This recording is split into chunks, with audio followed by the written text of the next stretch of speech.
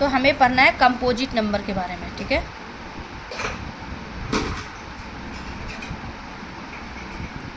तो हमें जैसे कंपोजिट नंबर का मतलब क्या होता है कि जो हमारा नंबर दिया हुआ है ना, उसका उस नंबर का 2 से ज़्यादा फैक्टर होगा, उसी को हम लोग बोलते हैं कंपोजिट नंबर, ठीक है। जैसे कि मैंने यहाँ पे एग्जांपल लिया है 5 × 11 × 13 + 13, ठीक है। ये एक है नंबर है जिसको हमें चेक करना है कि ये कंपोजिट नंबर है कि नहीं है, ठीक है।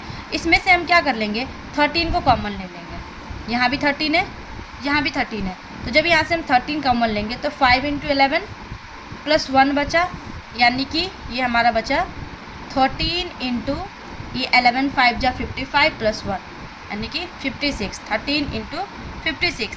अब इस 13 और 56 में हमें दिखाई दे रहा है कि 56 को अगर हम डिवाइड करेंगे तो 13 के टेबल में आएगा। तो ये हो गया कि एक तुम्हारा कंपोजिट नंबर है, क्योंकि इसमें 2 फैक्टर है। 13 × 56 ये कंपोजिट नंबर हो गया, और इससे ज़्यादा भी फैक्टर हो सकता था, तो हमारा रूल ही है कि 2 या 2 से ज़्यादा इसका फैक्टर होगा तो वो कंपोजिट नंबर होगा। ये दोनों समझ में आया। अब हम नेक्स्ट क्वेश्चन की तरफ मूव करते हैं। नेक्स्ट पैटर्न हमें ये जानने के लिए कहता है कि तुम्हारा कोई इंटीजर दिया हुआ हो और उसमें आपको बोलना हो कि उसके लास्ट में 0 आएगा या नहीं आएगा। तो उसको चेक करने के क्या रहते हैं कि हमें पता है कि डिविजिबिलिटी रूल के अकॉर्डिंग हमें ये पता है कि कोई नंबर है, अगर 4 टू द पावर n दिया हुआ है, हमें बताना है कि उसके लास्ट में 0 आएगा कि नहीं, तो वो हमारा 5 से डिविजिबल होना चाहिए या 2 से डिविजिबल होना चाहिए, ठीक है। दोनों से होना चाहिए, 2 और 5 दोनों से, तो वो हमारा आएगा टेबल में। तो इसी को चेक करते हैं। क्वेश्चन कह रहा है कि so that any number of the 4 to the power n हमारा कोई नंबर है और वो पार्ट किसका है, नेचुरल नंबर का कंटेन करता है, नेचुरल नंबर का, can never and with the digit 0। आपको दिखाना है कि कभी भी वो 0 से एंड नहीं होगा, ठीक है। तो हमें अकॉर्डिंग टू द रूल हमें पता है कि अगर कोई हमारा if 4 to the power n जो होगा इंस होगा विथ 0 से, देन इट मस्ट बी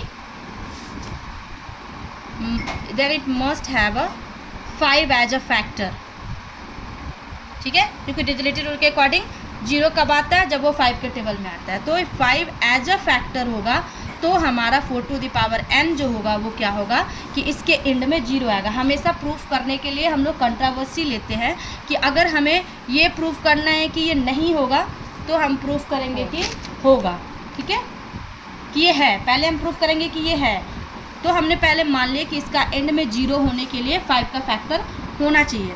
तो हम 4 टू द पावर n का अगर बात करते हो तो इसका फैक्टर क्या होगा, 2 के पावर 2 लिख सकते हैं, और ये बाहर जो n है उसको तो एज इट इज़ लिखना ही है, यानी कि ये हमारा हो गया, ये और ये आपस में क्या हो जाता है, मल्टीप्लाई हो जाता है, यानी कि 2 × 2 के पावर 2/n।